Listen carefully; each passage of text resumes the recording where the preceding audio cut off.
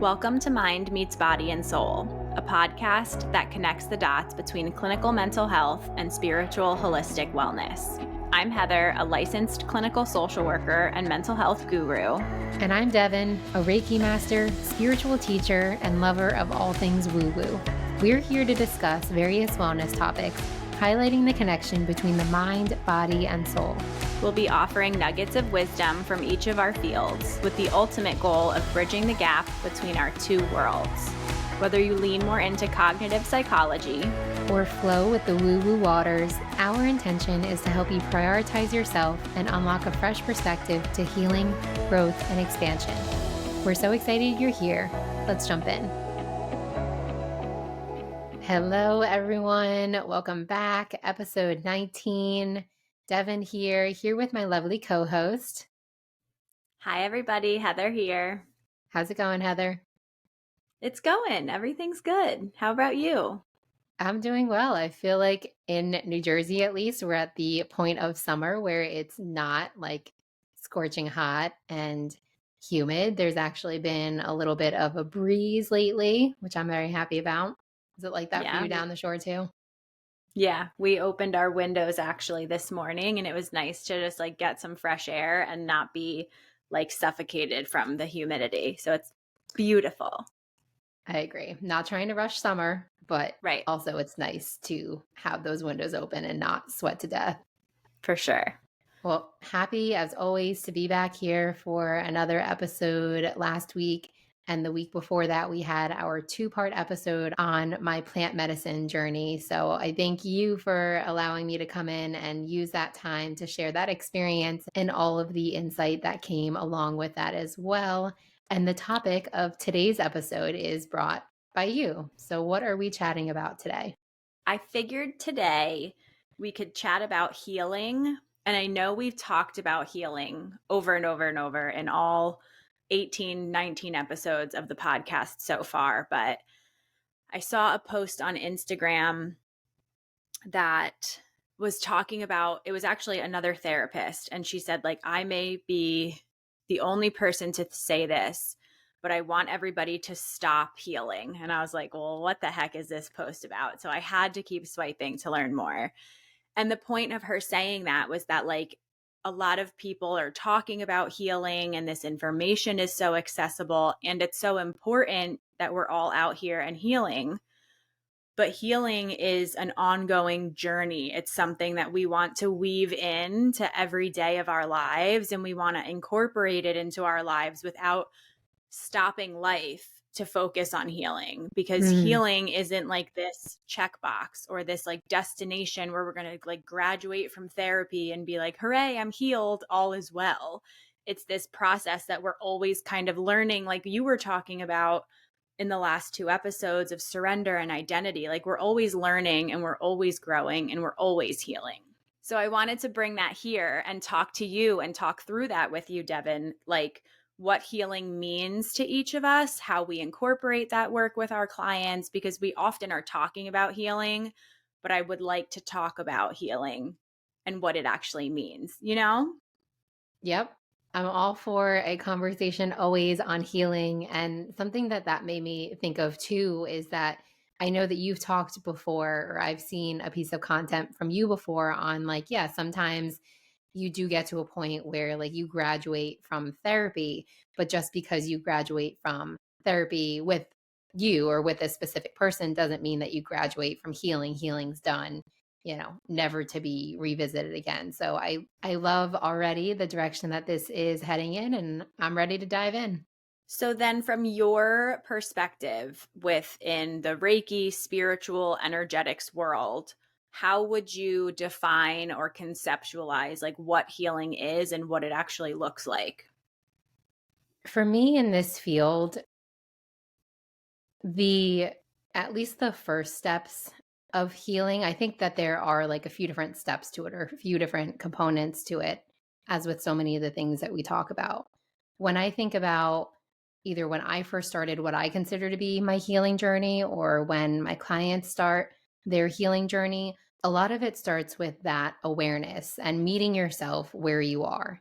Because we've talked about this before in previous episodes. A lot of us, before we find ourselves like wanting to heal or change for the better, we find ourselves on this like autopilot mode where we're just kind of going through life, going through the motions, and not really being aware or feeling like we have a lot of control or autonomy in our lives. And so I think that the starting point of healing would be that self awareness, that meeting yourself where you are. And then I see it, the second part to that is a lot of deconditioning or shedding of the layers, starting to become a little bit more, introspective, starting to like go in and really search around and see like, all right, what are these beliefs that I've had that aren't serving me anymore? What is a behavior or a habit that I have that isn't really healthy for me or I don't want to take on anymore? And I think that that takes up a big bulk of like that beginning journey or that middle journey of healing is like a lot of searching through and a lot of deconditioning. And to be honest, I can see the point of view of that therapist who posted that, please stop healing. Healing is a lifelong journey because it totally is. You could spend your entire life deconditioning and changing belief patterns because these are belief patterns that have been set in stone for generations on generations. I do think that that third level, though, once someone has felt like they've done a lot of healing, is that integration piece in everyday living, where we are, as you mentioned, we are always healing. It's a continual process. And that for me is just all about like mindfulness and intention. So, three parts to that for me in my mind. What do you think? It's funny because we're like synced up here because I have three parts too. And they're similar but different. And my three parts are like wellness. If I had to quantify or define wellness as a place, that's the middle part. So a lot of people I find reach out to me when they need to return to well. They're struggling, they're in crisis, something's going wrong. So they're like almost in this like pre-well state or unwell, I guess you could say. And we're like, the first part of our work together is like that self-awareness, right? They have to recognize I'm not well, things aren't going well, I'm stuck, I'm in crisis, whatever it is. There's some catalyst that gets them to reach out to us. They reach out and we're working on like problem solving, giving them tools, figuring out what's going wrong. And we're kind of working on getting them back to this state of wellness. Then part two, I think we're here, things are going fairly well. And we're working on like maintaining and staying here. But then I think like the third part that I try to tack on before graduating someone is like, how do we push ourselves a little further into this wellness state and stay and try to stay here? Again, it's not a final destination. Things will ebb and flow and it's almost more like a spectrum to me where how do we stay above well and what tools do I need? How do I live out these things? How am I practicing all of the things and using the tools that I've learned in therapy to stay preventative from things going back to that place? I think a lot of times people come into therapy and we're responding to or reacting to the problem or the crisis. And then like we want to eventually get to like a place where we're doing more preventative work to prevent ourselves from getting stuck in that space again, if that makes sense. It's a visual thing that I'm explaining a lot. And I know a lot of people are listening, so that's harder for me to explain. Does that make sense? It does. And as I'm listening, I'm sure as you were listening to me too, and like finding the similarities yet differences. One, I love that we were able to, there are so many overlapping aspects to that there, but it makes sense that your idea of it is coming from your therapist standpoint and my idea of it's coming from it from this like spirituality standpoint, because it does make sense. It's like I see your work and your perspective on healing as being that like day to day, mental effort to be well or to stay well. And for me, with my like spiritual perspective to it, I feel like that deconditioning and that integration piece to it has a very like soulful like context to it, if that makes sense. It does. And when you were saying deconditioning, I was hearing like unlearning, because I'm oftentimes working with clients on like identifying and being aware of the things that we've learned consciously and subconsciously, like throughout our lives up to this point, from family, from society, whatever it may be. So we need to know the thinking and values and stuff that we have and we're coming here with. And then we want to unlearn or unpack that and let go of some of it. Because when we're like deconditioning, like you're saying, I'm thinking like, okay, we have to figure out, does this lesson or this value or this like thing that I'm thinking serve me or not serve me? And if it's not serving me, I want to unlearn it. I want to decondition myself. Is that what you mean when you're saying decondition? Yeah, yes, definitely. I think unlearning is another synonym for it. Like I think of like pulling back the layers, as we talked about last week in the episode on identity.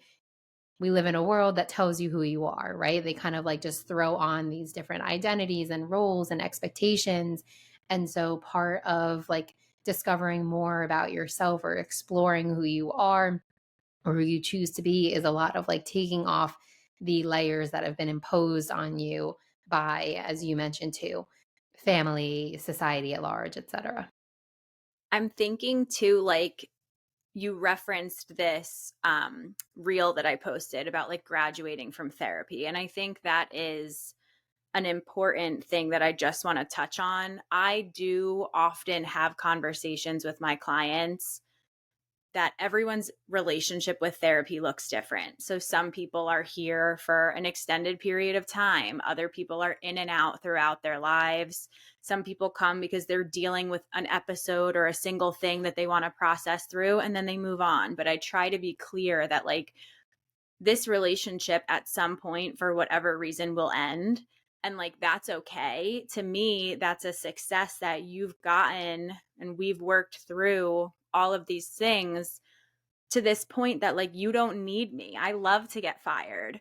And I tease my clients on that. Like I love when you get to the point where you're like, you know what?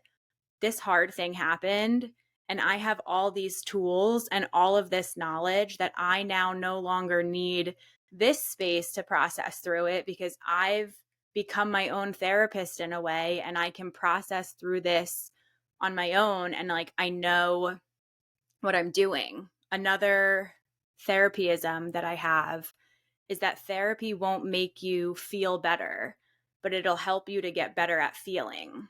And I Mm, think like when my clients can feel things and tolerate it and learn and cope and do that on their own, I'm so proud and so excited because now they can continue on their healing journey, and like I can take a step back and know that like they can confidently do this work themselves too.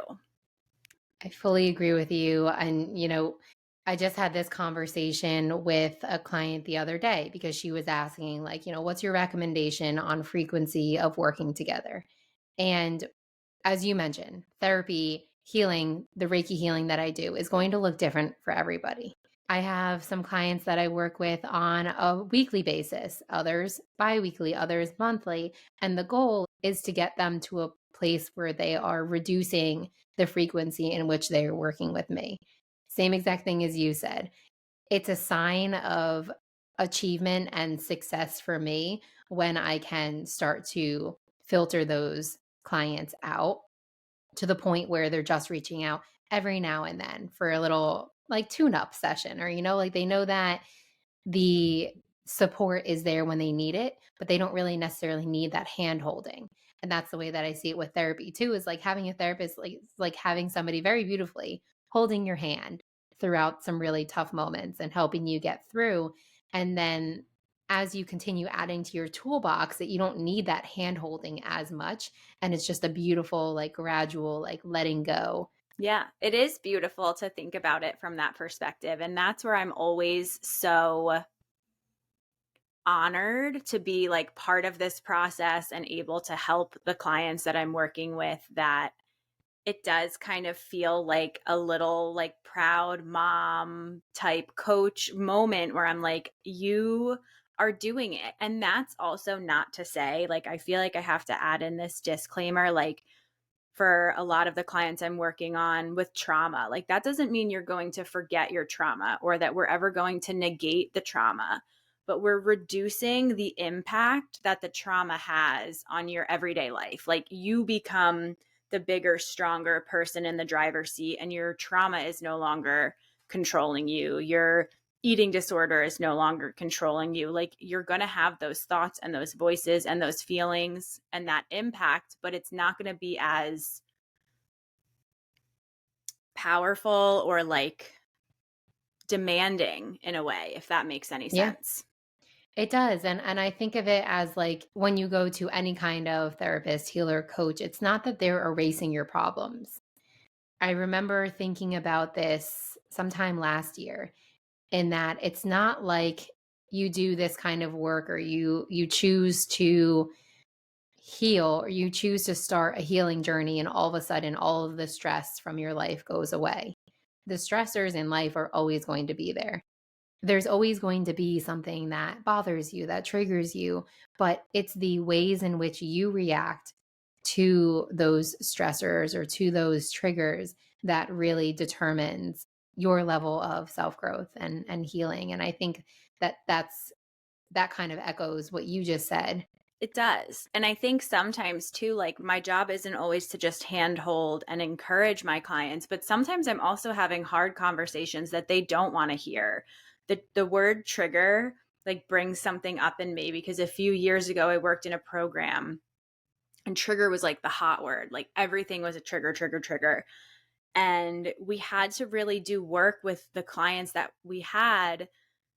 Like, yeah, you're going to get triggered. Like, life is going to be full of emotional moments and hard moments and stressful moments and things that trigger you. And my job isn't to help you protect yourself from all of those triggers, because you never know when you're going to be at work one day, or like with your family one day, or out somewhere in public, and something is going to inevitably upset you, stress you out, trigger you. I don't want to protect you from all of those things.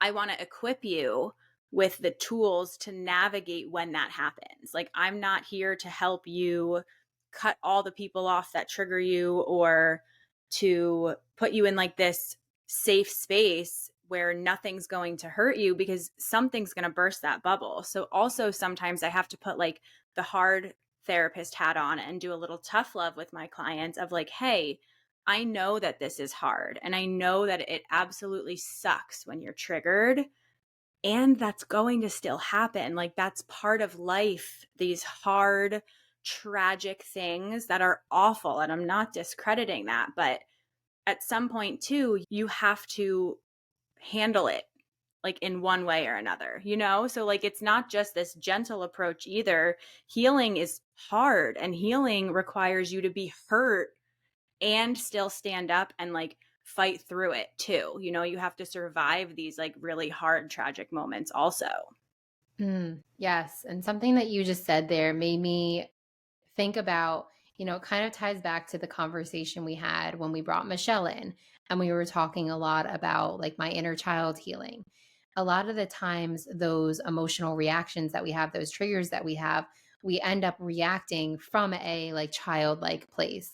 Before we do any type of conscious healing, like we're all just acting and reacting from the past, from the first time or the past times when we've experienced any type of hurt, distress, anger, frustration.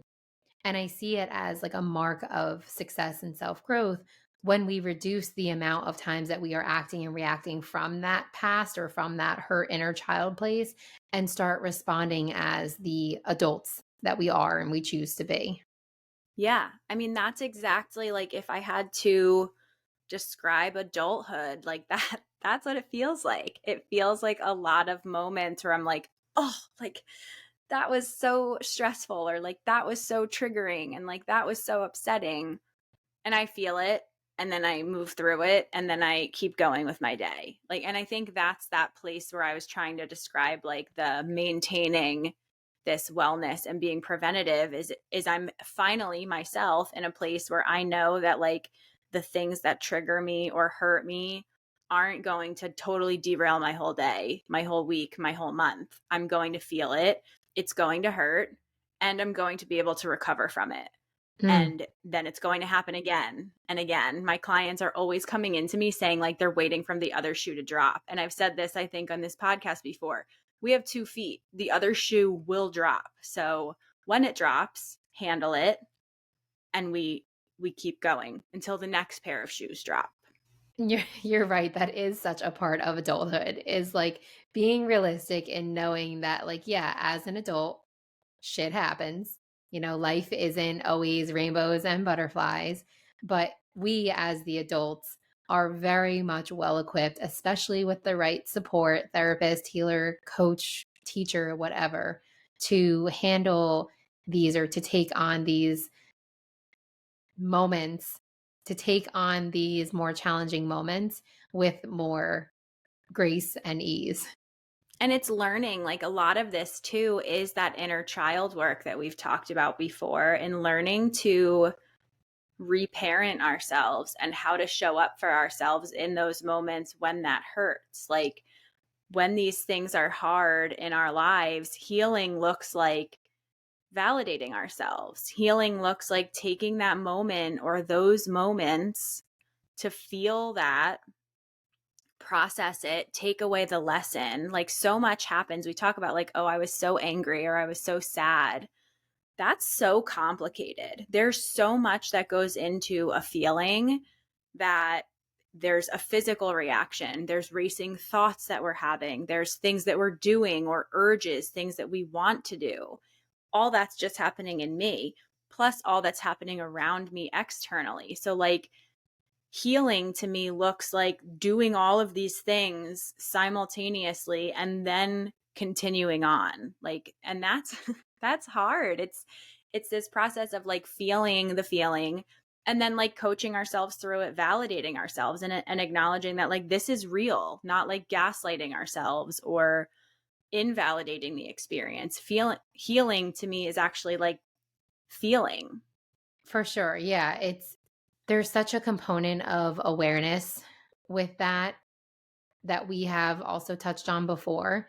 It's almost like turning the senses up to 100, where you're feeling everything, you're seeing everything, you're hearing everything, and you can't shut your eyes or shut your ears off to it.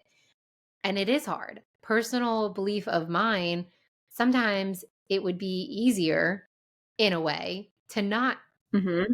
be healing. Because if you're not healing, you're just kind Mm-hmm. of going through life unaware of all of this. And like, yeah, I mean, I would rather choose healing over not healing and living this more like conscious, intentional, love, joy filled life than the opposite or the other choice. But I absolutely am with you there that it is more challenging to be so much more aware and sensitive almost to all the things that you are feeling, seeing, hearing, etc. It's so much harder. It's worth it in the long run. We get to live this way more fulfilling life, I think, but it's definitely a lot more challenging. There's that, what do they say about like being blissfully naive, right? Like we're kind of like, Yeah. there is some like sometimes I admire like the autopilot. It feels like it looks easier. We don't have to have the low lows, but then we don't get the high highs either. So it's like you either have these like peaks and valleys or this like low kind of more like neutral life. The neutral life seems safer and more comfortable and like easier in the moment, but in the long term I don't think it's as like fulfilling or satisfying. Yeah. I'll be honest with you. I've had that thought before too. Like sometimes it would be nice to be a little like, what is it called? Like ignorance is bliss. So like blissfully ignorant, or I like the wording that you use better actually, blissfully naive. And I'm glad that you put in that disclosure there that it's worth it because we are not trying to scare anyone away from healing. Because I love the moments where we get to celebrate either our own personal growth or others, where it's like, well, older version or past version of myself or of a client would have reacted in XYZ way. However, evolved healing version of me or client is now responding in this way. And so it's so exciting to see the visible growth. And through all of the challenges of healing and of feeling, to see the comparison of the two different versions or the evolved versions along the way is really rewarding, both on the personal level and then also in the professional way. Yeah. So true. Those are some of my like most favorite moments when people come in. They're like, guess what I did? I Mhm. reacted differently than I would Yep. have. I'm like, yes, like I love, love, love that for you. Yep. I love when a client says that a past version of them never would have thought this way or said something or done something. And I'm like, yes, this is what it's Mm-hmm. about. Yeah. Those are my favorite moments. Not to play favorites, but like I love when I just love all of that. Like I get the chills and I feel excited and I'm so happy in all of those moments. It's interesting because as we've been going throughout this conversation, I feel like we did kind of break it up into the different steps that we have assigned. That first step of self-awareness, and for you that like coming in crisis mode almost, and like working your way back to well. And for me, that deconditioning part, shedding the layers. And then that third part for me was that integration piece, like living with that constant intention and mindfulness. And I know that you've touched on that too, of like living in a way where you're feeling all of your feelings. So I love how just naturally we've kind of like worked our way through the three layers or the three steps to what we consider to be healing. Is there anything else that you thought of in terms of like that last piece for you, like what that looks like for you or for your clients to live in that healing zone where healing is just always naturally happening? I've said it before and I'll say it again. Paying attention on purpose to the triggers and when we're triggered, and then catering to them, giving ourselves what we need, validation, supporting ourselves. But then it's also paying attention on purpose to the good stuff too, and paying attention on purpose to life and the moments that we're in, and not living in a triggered state or not expecting to live in a happy state either. I saw a really cute reel the other day that said, of course, we have triggers, right? Everybody's heard of a trigger, but we also have glimmers, and that these Mm. glimmers are these like little smiley, shiny moments of gratitude or like joy too. And like, I think arriving and staying in the healed state is learning to balance both, noticing and doing what we need to when we're emotional or when a hard thing happens or that other shoe drops, and also enjoying the present moment and practicing gratitude and being allowing ourselves to experience moments of joy also. It's like this, again, that duality episode's a big one, but like balancing both of those things and paying attention and being present in both. That is such a good point. And I think if there's any motivational piece that we could offer to our listeners, to our clients, to ourselves, for why to continue being in this healing space is to pay attention to also the glimmers, because there are so many of them. Living with this level of awareness and intention also does lead to so much beauty, so much more joy in life. So I love that we are wrapping up this episode with that reminder to also pay attention to and give those glimmers just as much, if not more, than we do in working through responding Mhm. differently to our triggers. We've always got triggers, but we also have glimmers. And on that note, did we just beautifully wrap up this episode? Yeah, I think we did. I was hoping like to telepathically send that message to you at like end cut. Yep, I love that. And to add the bow or to tie the ribbon on our beautifully wrapped episode, it's your turn this week to turn to your vision board and let us know what's calling out to you this week. I have a quote on here and it says, "Today I will not stress over things I can't control." Hmm, I love that. Yeah. I think that's healing, right? Like choosing to not let the stressful things control my whole day, life, year. Yeah, I think that's a reminder too that like healing is a choice and that this life Hmm. is a choice. It's full of choices. And I think when we do embark on a healing journey or live with a healing mindset, that we realize that we have so much choice in the thoughts that we have, the decisions that we make, the actions that we take. So beautifully wrapped up or beautifully said. Well, thanks, Devon, for letting me pick the episode and walk us through this. It worked out kind of perfectly that we each had 3 points, unbeknownst to both of us. And thank you for everybody in the audience for listening. I'm excited for all of our future episodes and all of the things to come. Agreed. Thank you, everybody. And we look forward to being back again next week. Thanks, everybody. See ya. Bye. We are so glad that you took the time to share this space with us. We'll be releasing new episodes of Mind Meets Body and Soul every Tuesday, so be sure to give us a follow and share this podcast with those you love. To connect with us and join our communities, head to the show notes where you'll find our contact information and individual websites. Until next week, stay grounded, keep growing, and trust that everything you seek is unfolding for you.